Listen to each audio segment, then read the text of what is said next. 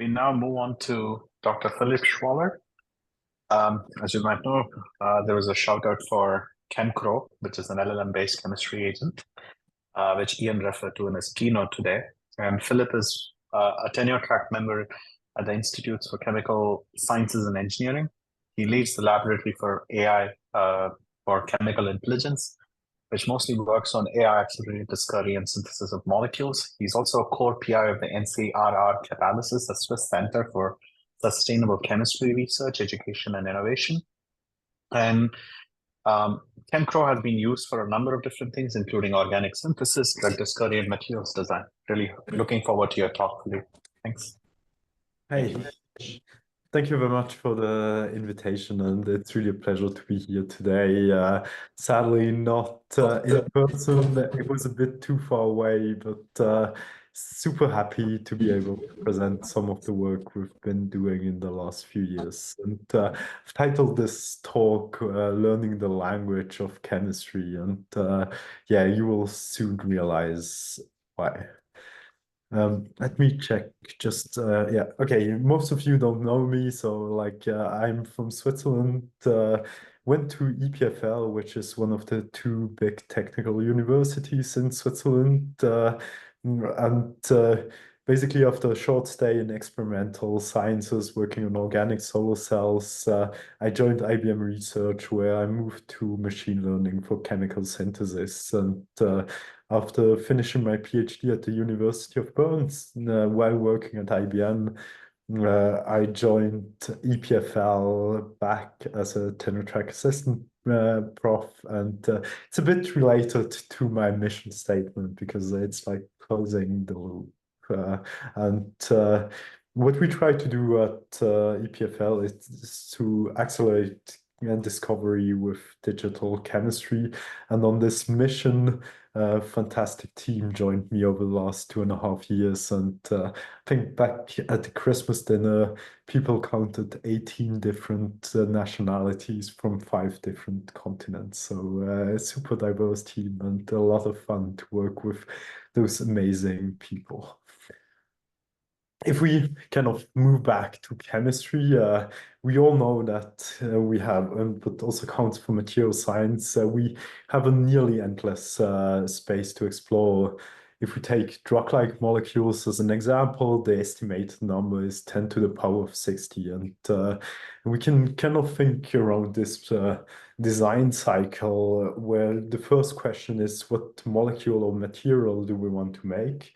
And the end goal of the cycle should be experimental validation. But at least in a lot of the machine learning papers, this is often not done because the make part is actually quite difficult. And that's what I've been focused on for some time. And we work on all the different parts of the molecular design cycle in my group, but I will start my presentation by presenting some older work, like from yeah, the last 5 years, to kind of introduce a bit the different concepts and push towards experimental validation.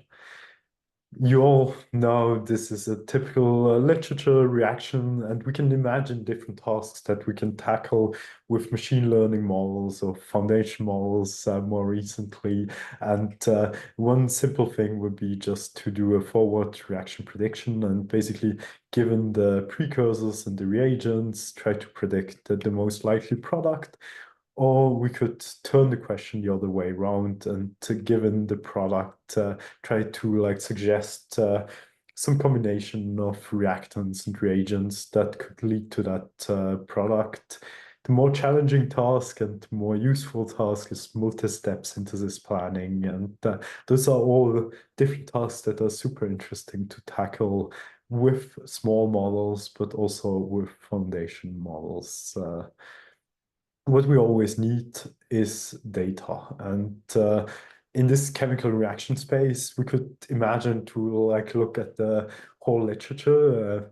And there are some literature databases, but a lot of it is not open access. So we kind of always limited. Then we have few super high quality, high throughput experimentation data sets, or like different groups that collected experiments in electronic lab notebooks. They are often of higher quality, or like, but made for like very specific problems. So they cover a lot less of the whole reaction space. We have simulations and also the patent data. The patent data is kind of cool, and it's like it's definitely noisy data. There are a lot of mistakes inside, but what we can always imagine if we train models on patterns and they already show some signs of like interesting performance, then having better data available would only lead to better models. And there, yeah, to what we are often working with when we speak about chemical reaction pattern data is the text mine patterns from Daniel Lowe and Roger Sales. And one way how you can represent chemical reaction equations or reaction smiles. And here you have the corresponding 2D depiction for this reaction smiles here.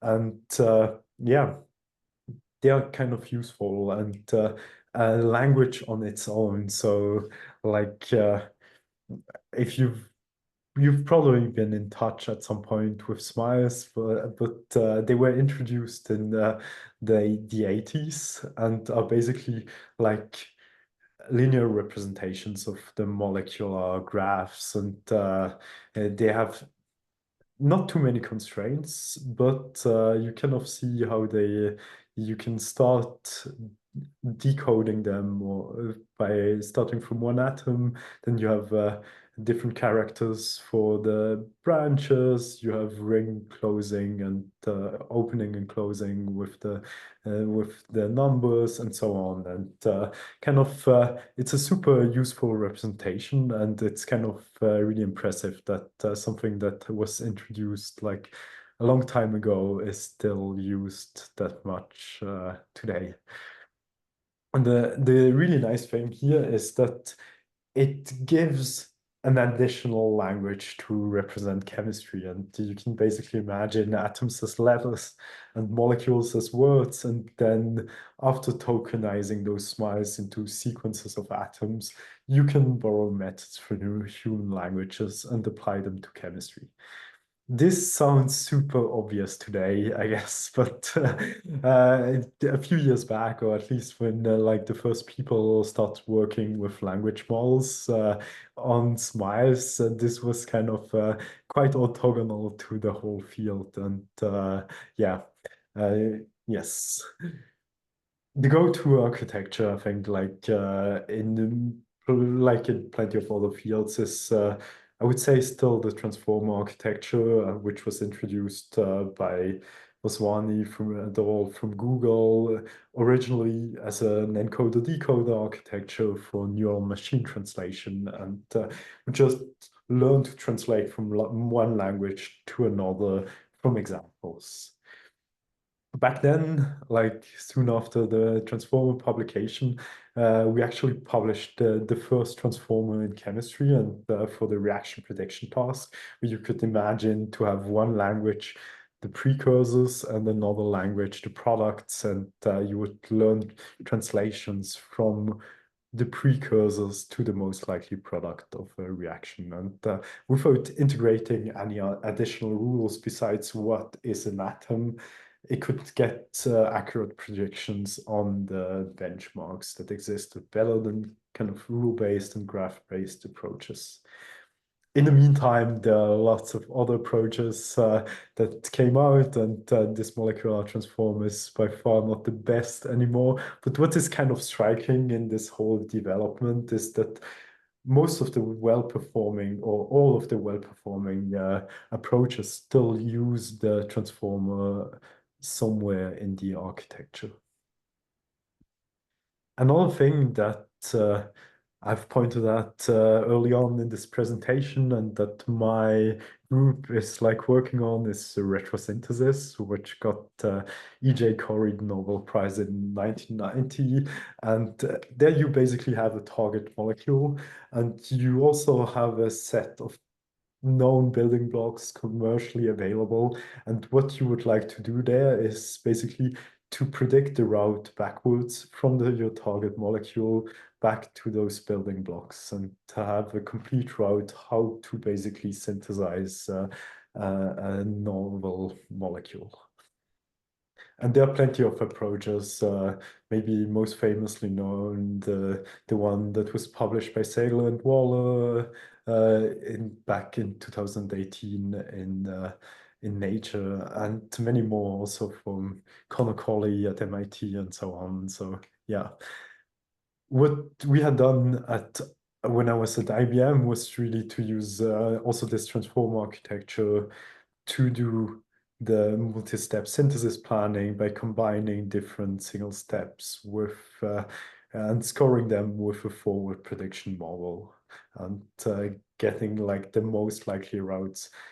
You could kind of imagine that you can show, yeah, you could show all the different suggestions for the single steps to an expert chemist, and they could say, okay, like this is probably the best working step out of those 15, and then for the next step again, but this doesn't scale. So really, we could use the likelihood of a forward prediction model to get hints on what were the best performing routes.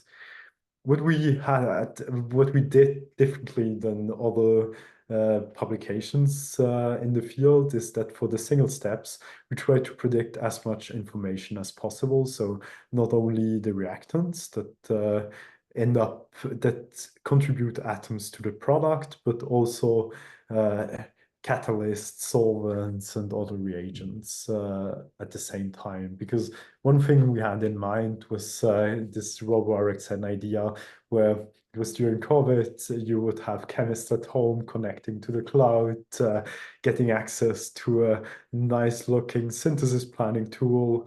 But this is kind of not enough, because just from a reaction equation, you don't really know how you can kind of run that reaction. So we had to develop other machine learning models to turn reaction equations into sequences of actions, and which could then be run in a lab or on a cloud connected robotic platform. And there, I just want to point out Theo Lino and the whole RoboRxN team.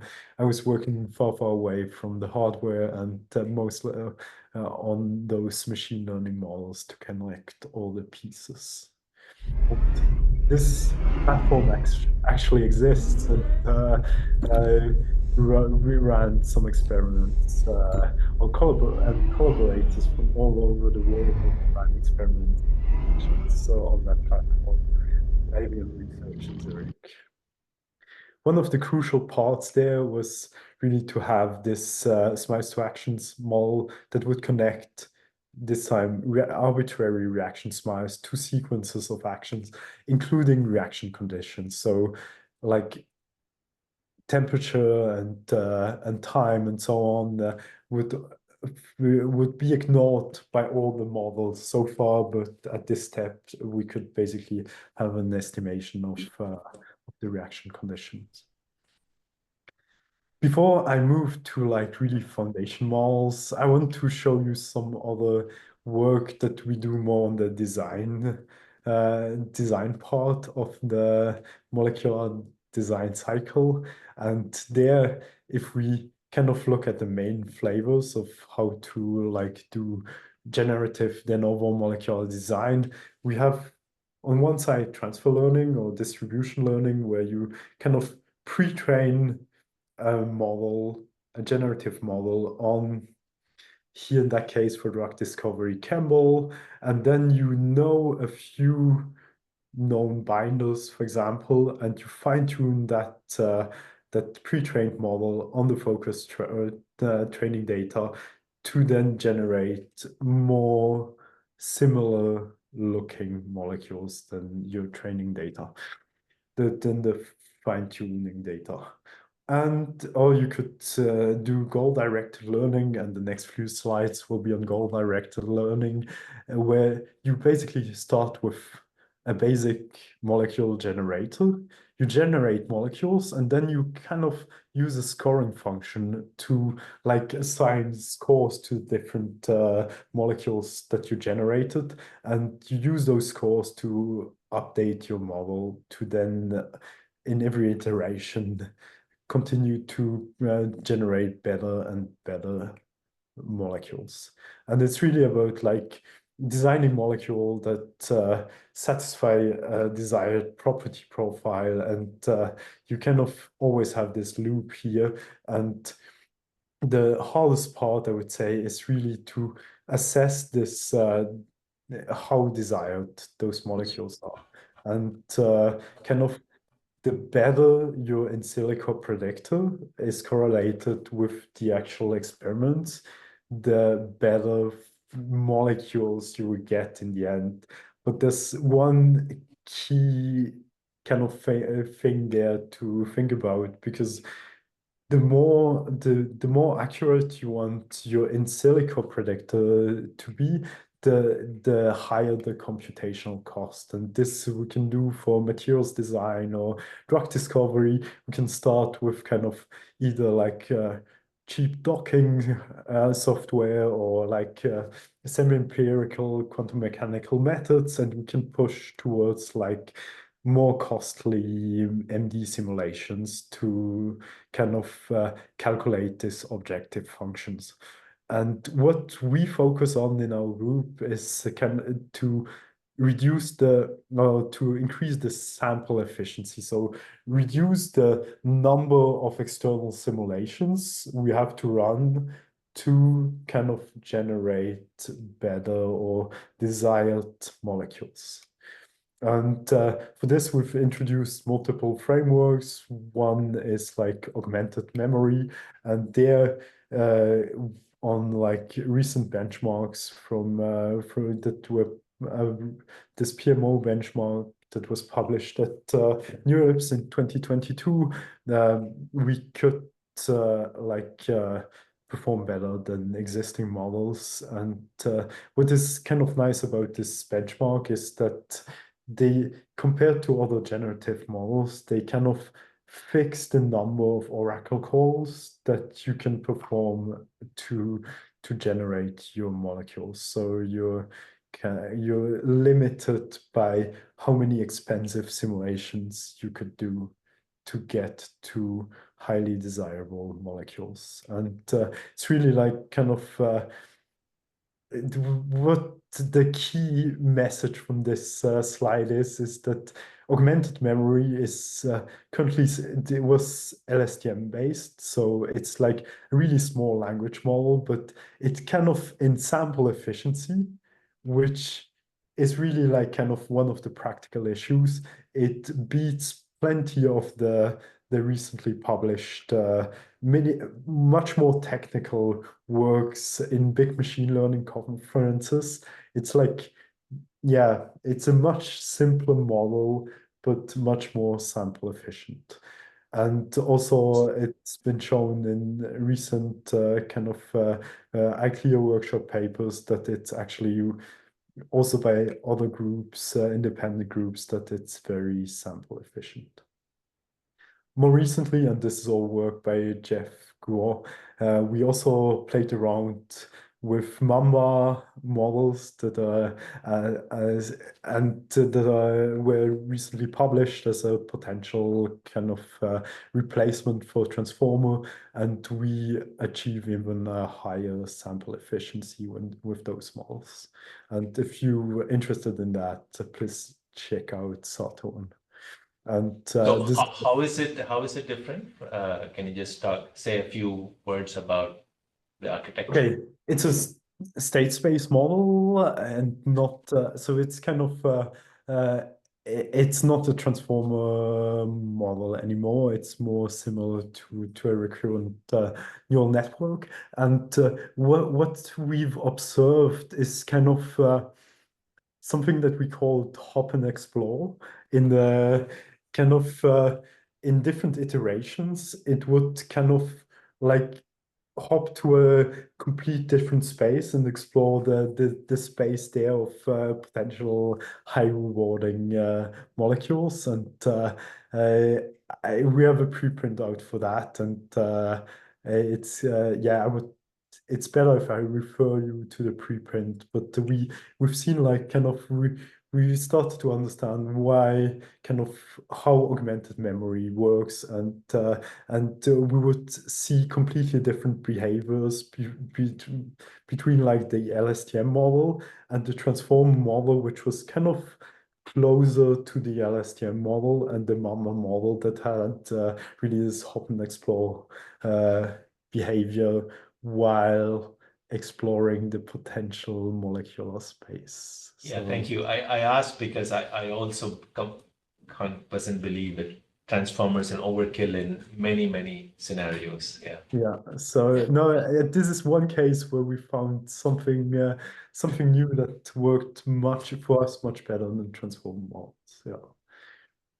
Yeah, and kind of speaking about like pushing towards experimental validation, we in a recent review that we've written on that on the generative design topic, we've collected all the different references, even more on this GitHub repo now that is up to date with the current literature, and contains 45 studies that use machine learning aided generative molecular design methods with to like generate molecules that were then validated as potential drug candidates. And what is kind of cool is that Alex from In Silico Medicine like push put this on LinkedIn and said this group reconstructed the timeline and did better work than modern LLM agents would be able to complete. So it's kind of, yeah, the rest will be about LLMs and LLM agents. So like experimental validation remains a key challenge, but yeah, how can we do that? And for that, let's go back to language models for synthesis. What we've seen in the last few years is like we started with single modality models that would convert like molecules into molecules for reaction prediction, retrosynthesis, condition prediction. Then we've seen some work combining multiple modalities, and one of them is really this smiles to actions model that would go from smiles or chemical equations to kind of a structured action space. And what came out in the last 2 years is more like those general task solvers. And I've highlighted, for example, ChemCrow, but there are plenty of other examples that go into the same direction, from the Alan Spur-Guzik group or the Gomez group at CMU. And I will just speak on 2 slides about the work by Kevin Jablonka, which was one of the first like general large language models fine-tuned for chemistry, and then move on to a better detailed presentation of ChemCrow. So yeah, Kevin Jablonka introduced GPT-Chem, and I think the crazy thing back there is that really we presented that back at the NeurIPS workshop in 2022. So we've done that work before the big rush on those large language models, and what he had implemented different classification and regression and also inverse design tasks, and showed that in the low data regime, GPT fine-tuned with a few data points could actually like be competitive with task-specific models. So that was kind of a super interesting observation. It took then more than a year to get published in Nature Machine Intelligence, but yeah, it was a painful story. But I think like when it was first introduced, it was super amazing, and it has also this really nice scikit-learn-like interface to fine-tune the GPT models. But what we turn to now is like really went from the first part all about encoder-decoder models to those decoder-only GPT-like models, and they are basically only trained to predict the next word. And probably for this audience, I don't need to introduce that, but that's a typical slide that I have for more general audience. But what we kind of see in the field of chemistry is that somehow we have plenty of tools. We have like reaction prediction tools, we have computational tools. They mostly live somewhere in isolation, and the people that kind of could benefit most from them, like maybe experimental chemists, they find them super hard to set up, non-intuitive to use, and there's a huge gap. And this is a bit like how we came to CapeCrow and the story behind it. We wanted to bridge that gap. And is this, yeah, we have those excellent tools and isolations, but also large language models, if you played around with GPT-4 or ChatGPT, they, in some cases, for very common chemistry, they can be quite good. And but as soon as you push them outside the training data, they confidently hallucinate and can provide very misleading answers. And yeah, so what we've done in ChemCrow is to augment those GPT-4, namely like with chemistry tools. And so we implemented different tools, molecule-specific tools, really converting molecules, getting more information about them, and so on. Then the general tools like literature search from paper QA, web search, the Python interpreter, even the human expert was one of the tools to use.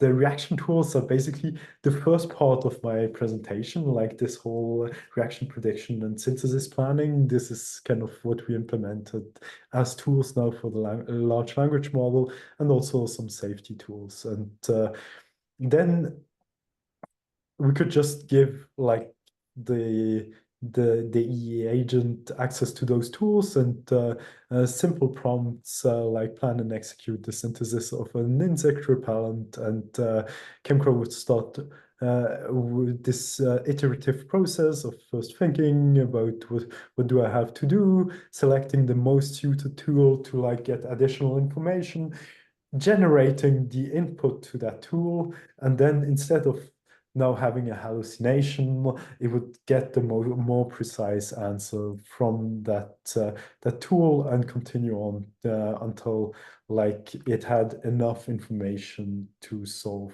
the task. This kind of framework is not something we invented, but we took from computer science and implemented for our chemical agent. And if we take the example from the last slide and plan and execute the synthesis of an insect repellent, ChemCrow would first think about, okay, what is a common insect repellent? So it would find with the literature or web search different common insect repellents, for example, DEET. Then we will select DEET, and DEET doesn't provide any structural information. So it would use another tool to get back the smiles from DEET.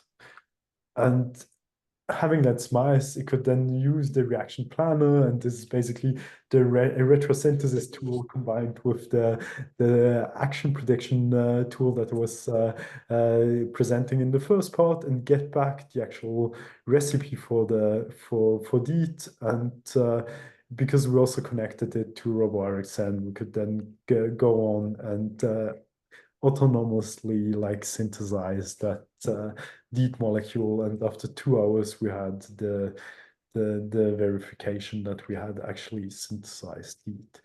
We went on and kind of played around with different organocatalysts, and that we also synthesized in similar workflows, and used some kind of other use cases where it's more or less what you would maybe give to a PhD student, say, hey, we have this super nice data on chromophores, please clean the data, filter for the specific solvent, train a machine learning model on it, and then from a set of molecules that we can synthesize, suggest the molecule that has the maximum absorption wavelength closest to 369.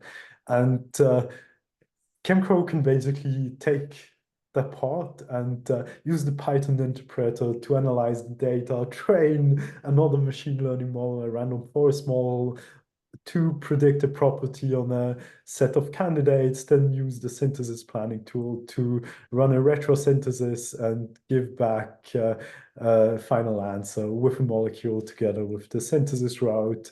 And basically the human chemist took that back and synthesized the molecule. And I have to say the maximum absorption wavelength was not exactly on the one we had requested, but within the errors of the random forest model. So still, I would say a success.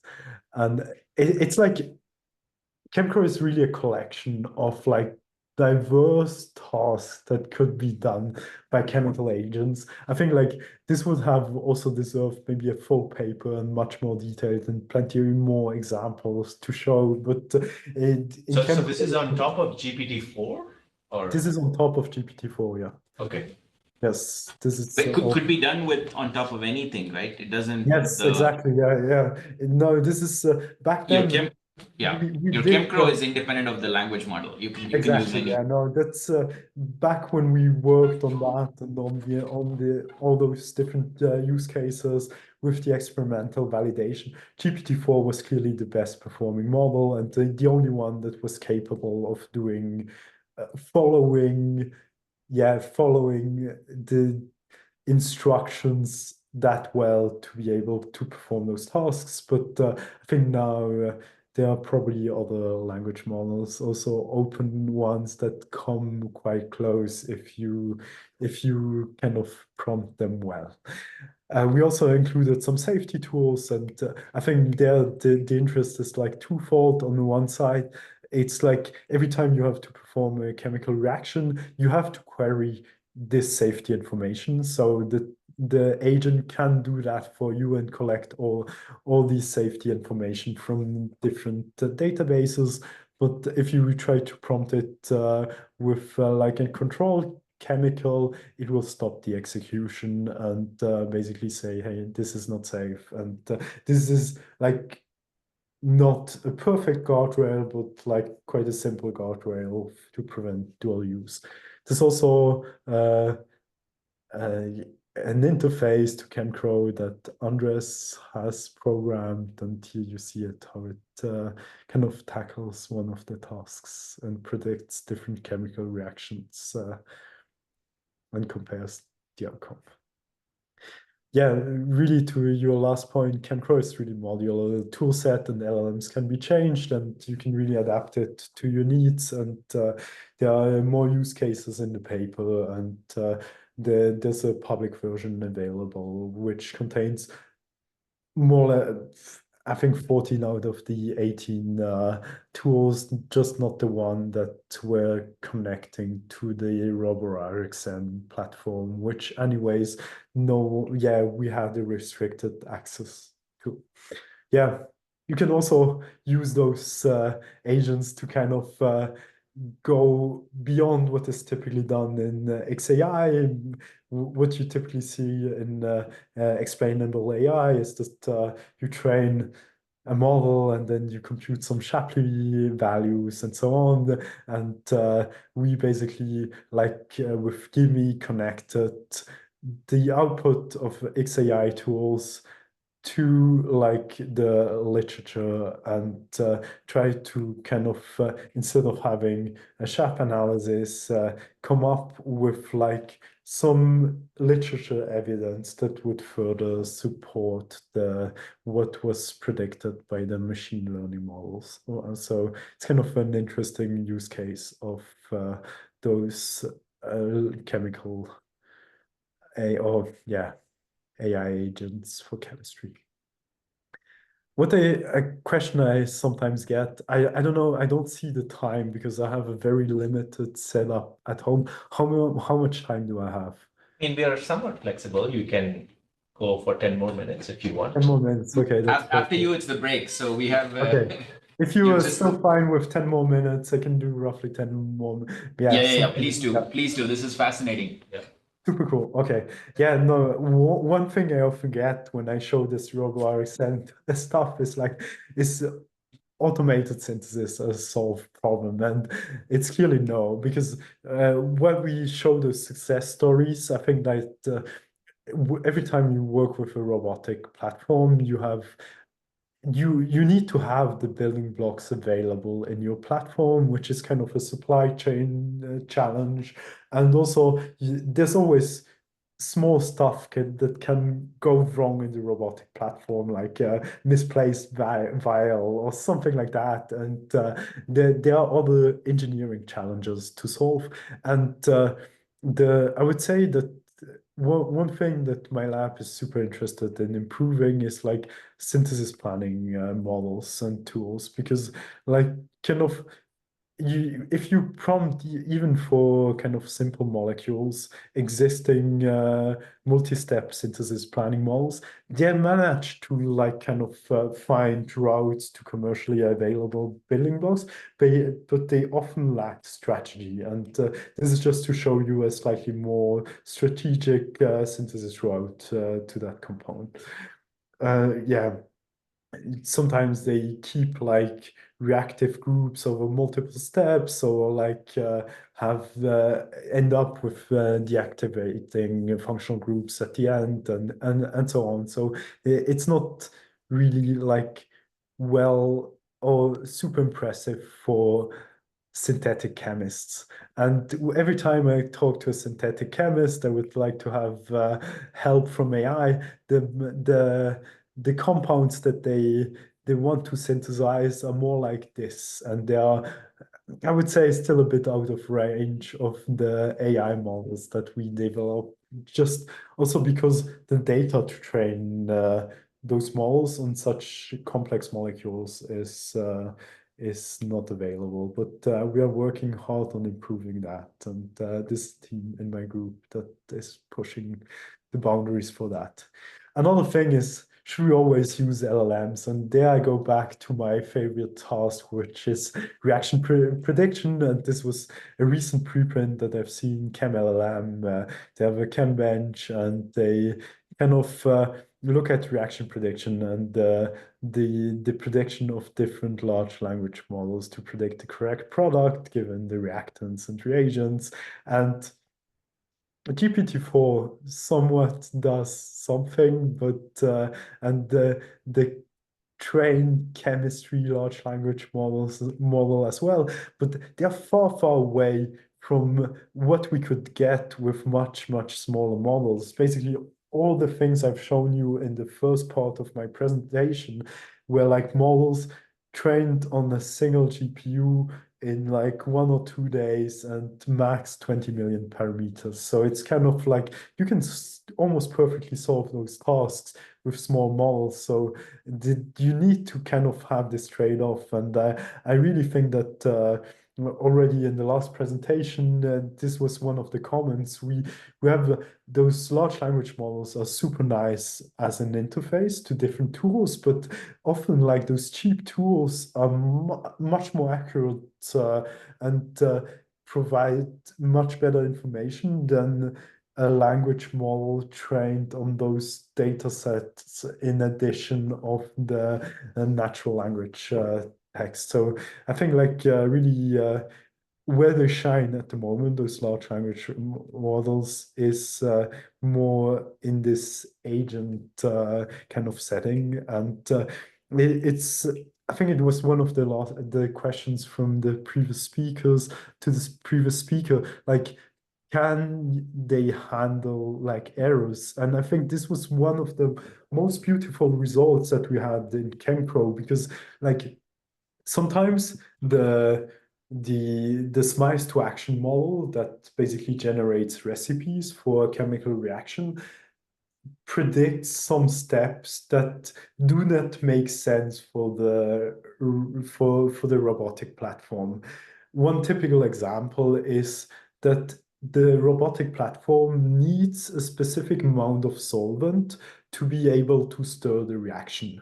And there's a validator on the robotic platform that basically detects that and raises an error whenever someone submits a recipe with not enough solvent to stir. So the super cool thing about those large language models, we could basically just validate against the robotic platform, get back the error message, and the language model could autonomously like adapt, make small changes to the recipe as a response to the error message and then submit it again. And this would have taken in the platform that is online like 10 minutes to the experimental chemist to like fix that mistake and correct the amount in the step where it was missing or where there was not enough solvent and stuff like that.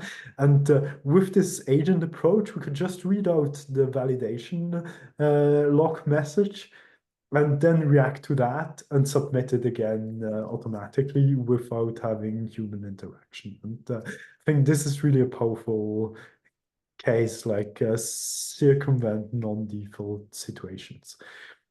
This is some recent work together with Kevin Jablonka. Philippe, just a quick comment. So this morning as well, we had this type of discussion, right? Like the narrow and deep versus broad and shallow, right? Yeah. So I think one of the things that always comes up is even when we show that these LLMs can do something, can they do something that domain experts consider to be useful, right? So it's one, I mean, first of all of this is fascinating work and this is enormously interesting for us, right? But we are not purely working on the domain. So what is it that domain experts find useful at this point? I'm very sure in a few years we'll create interesting things. Have you seen anything that there's excitement about from the domain side? Yeah, I think like it's really where you save time is kind of or like you can previously you would have had all those isolated tools and you would have run here calculation, looked at the results, then used another thing to predict something, looked at the result, and you had to like kind of combine all those different information. And I think like kind of we still need to find some like really what is something that surprises domain experts. I would say it's like all cool stuff, but like kind of to be able to like run complete workflows and make use of all those different information sources to potentially have a more like more interesting, exciting outcome. This is really, I think, there where you could do a difference with those language models. Yes, I think it's super hard to benchmark. I have a few points. Here it's really like my next point would have been about benchmarking, and this is super cool work led by Kevin Jablonka with like 7,000 curated questions in chemistry and some good performance from the large language models, but sometimes they just struggled on super easy questions and they're just not. Yeah, I think like the problem that we have is that whenever you show a domain expert kind of 10 answers and they find one that or a few that are super easy to answer from them but completely wrong from the model, they will say, okay, the rest is just luck and the model doesn't know chemistry, and bam, or like this is also in retrosynthesis, it might like predict super exciting like new routes, but because like some or a lot of the predicted routes contain obvious mistakes. If you show them to a domain expert, they won't be kind of impressed by that, and they will just not trust the model at all because it still predicts completely unreasonable stuff. And yeah, Makes sense. I think like if we just look at the results from that paper, we clearly see that GPT and Claude models and all the closed source models kind of have interesting performance, I would say.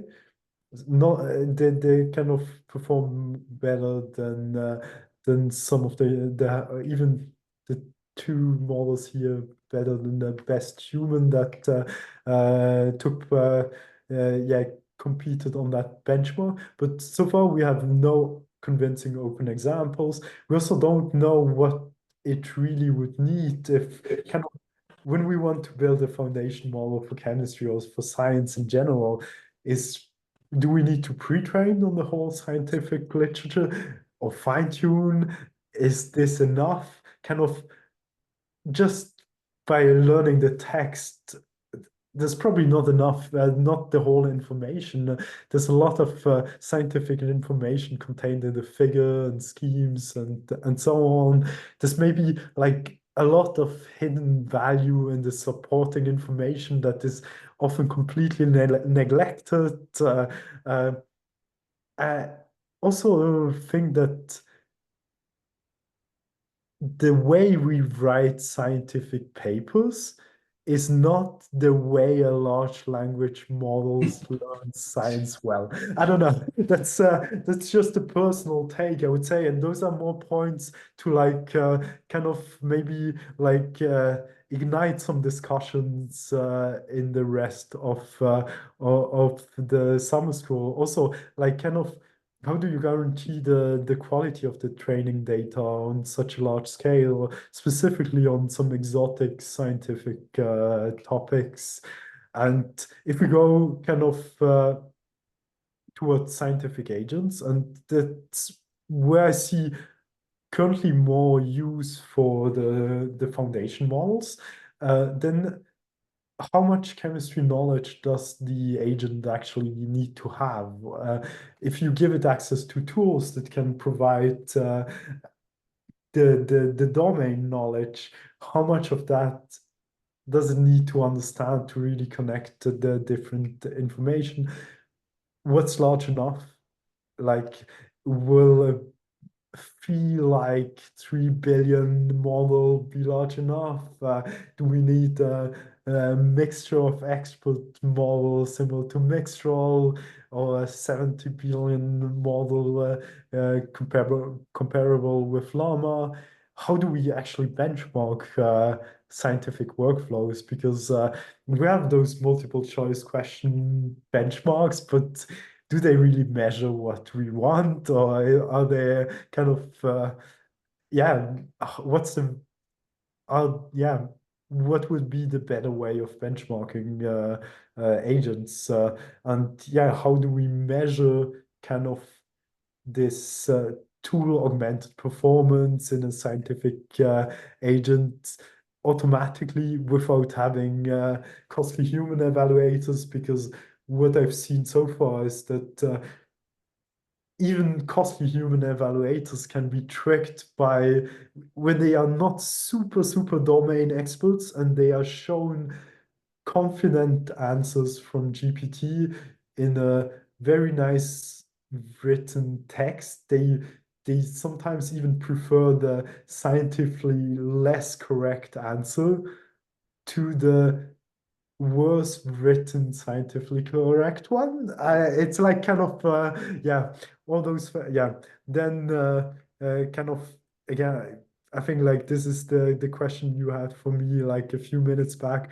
What are the tasks worth tackling with scientific agents, and how do we actually measure speed ups or improve discovery rates prospective studies. So lots of things for you to think about, and more questions from me to the audience. I don't know the answers to that to them, or like I have a few like thoughts on them, but yeah, they're all like kind of exciting research topics. And with this, let me just conclude. I think like Transformers since I think like 2017, 2018, they are kind of like used to capture not only human language but also the language of chemistry, and but sometimes even smaller language models can do super exciting stuff, and this is the case, I would say, in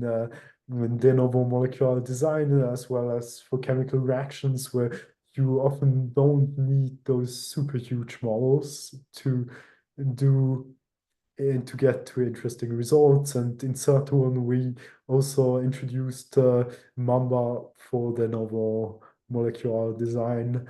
I think one of the use cases for LLM-powered agents is to lower those access barriers, and ChemCro is one of the first examples to solve generic tasks in chemistry, but evaluation is super challenging. So like this is really like at least automated large-scale evaluation is an unsolved or unsolved challenge, and I would say the potential is immense, but how do we unlock that together? And with this, let me thank the whole team and you for your attention.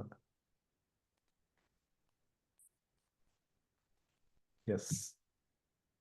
Thank you. Cool. Thank you so much. Any questions? Go in the room.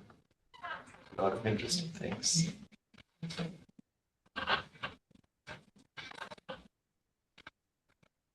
I had a question for you. We're talking about smaller language models being useful for many of the things that you're doing, but how about context length? Context length, I think like there you don't, okay, depends on what you do, but if you have chemical reactions, then the reagents and reactants in SMILES, they never really go above like 500 tokens. So it's kind of it's a solved problem. If you do the more generative stuff, you can prompt it with a fragment potentially. You can prompt it, you can condition it on some properties if you want. But this is all like super small context length. So I don't think that their context on in the task specific models, context length is not a problem. What I would love to see at some point is for more task specific challenges to see in context learning. I've tried a few things with in context learning with smaller models, and it never worked. So this is something that is super impressive, how large language models can do that, but where like smaller language models just completely fail. And this is really like yeah, this move from more like supervised training to transfer learning on a small data set to now like more this few shot or many shot learning through in context learning. It can be super powerful, but yeah, it's often very brittle. Yeah. Yeah, very cool. So I think one of the things I would like to explore over the next couple of weeks, maybe in the biology context or the chemistry context, is this in context learning capability. So we know that it has in context learning capability, right? So I think in many cases, but we don't know how well it does relative to doing in context learning in a simpler model that does related things, right? So in some sense, the prior is kind of captured well in this larger models. So I would like to kind of quantify it. So I'll try to come up with some examples. But if you've seen some particular cases where this has failed, and in some particular cases where this has worked well, and you can point to us, I think it will be a great starting point. I think like there are in the GPT-Chem paper, Kevin also did some examples with in-context learning. Then I would definitely also look at the work of Andrew White, who was using in-context learning in kind of I think for Bayesian optimization as well. Then yeah, I think yeah, there. It's really like in-context learning depends so much on the language model that you are using, and probably GPT-4 is kind of one of the best, or GPT-4o, but might be, depending on how much context you need, might be kind of restrictive and so on. Yeah, it's like, and then I would say even if you shuffle things in the context, you might get completely different predictions, and it's really like there are some papers that have results where kind of they show super impressive performance, but I'm not 100% sure they actually like really tested how robust Exactly, yeah, that's what the I'm looking for. robustness is kind of, sometimes you change one word, or you change the order, you change something small, you also change the number of in-context examples that you show the model, and even if you provided one more unrelevant point, suddenly it changes the prediction completely, and it's kind of yeah, it's a bit of Magic, magic, and not super well explored. I would say it's kind of yeah. Yeah, I've done some a little bit of theoretical exploration on very simple problems. Yeah. And when even these LLMs do this properly, even when it works well, it's amazing that it does it, right? That by itself is fascinating. But then it's not doing any better than a linear regressor, right? Okay. So that should also be a little bit of a concern.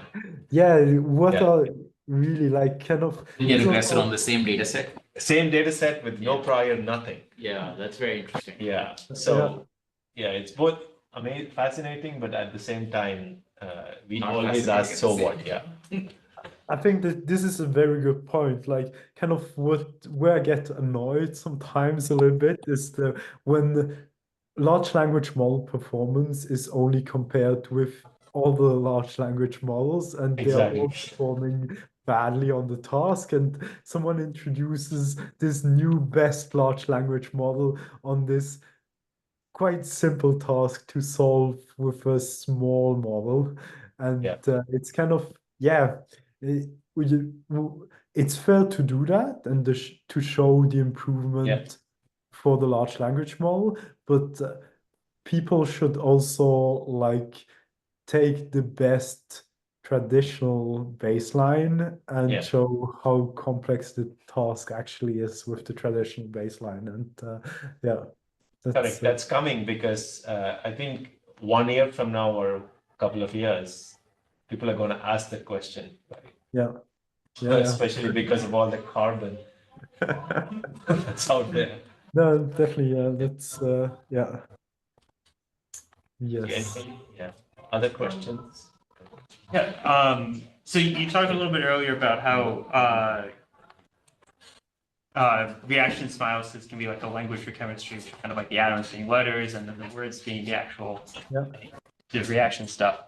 Can you talk a little bit about like just how you kind of constructed that language? I know at least in like founded translation, it starts with like just starting with smiles. I think they added in the caret symbol to delimitate reactants and reagents, and then additional like single tokens for particular reagents. Yeah. So like, how do you like go about like kind of thinking what gets a token, what doesn't, and Okay, in that yeah, process? that's a yes, somehow like in the found translation paper. Back then we were using encoder decoder models as LSTM based with an attention layer in the middle, and kind of there the models were not powerful enough, I would say, to capture all the information in the you have basically this fixed context in the middle, and it was kind of really it was and they were just not powerful enough. So I think like we could improve by replacing the reagents and with reagent tokens, and there I would say the bad thing there was that this required information about what is a reagent and what is a reactant. So what provides atoms to the product and what doesn't. And to have this information, you basically need to know the product in advance, and you're leaking information.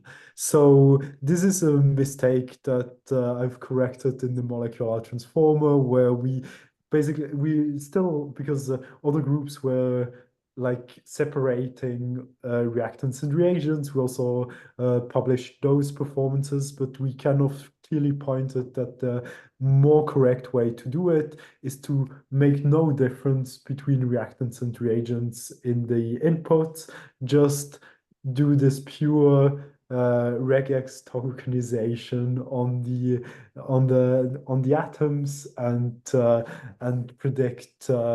predict from this mixture of reactants and reagents, and that's clearly the better way and the more correct way to go, because it doesn't need product information to be able to construct the data set. And back then it was just me writing a regex, and it's probably my most cited line of code that I have with this Smiles tokenization regex that I've painfully pulled together at some point. Yeah. Thank you. Yes. All right, we'll convene back and if not, let me just show you a picture from Switzerland, and I wish you a super nice summer school. And if you visit Switzerland or EPFL, let me know, and always happy to talk about Absolutely. This is a good advertisement. Let's stay in touch. And, Yeah, definitely. maybe I can Philippe. I can follow up with Venkat. Yeah. I'll follow up on other things that we talked about, Philippe. Okay, super cool. Thank you. And have a nice evening or afternoon. Yeah. Bye-bye. we'll meet in 5 minutes or so to have Bharat, so I'll see you later. 2:25, then we start next. Hi, Bharat. Nice to meet you online. And sadly, I won't be able to stay. Yes, pleasure. Really enjoy your talk, Philippe.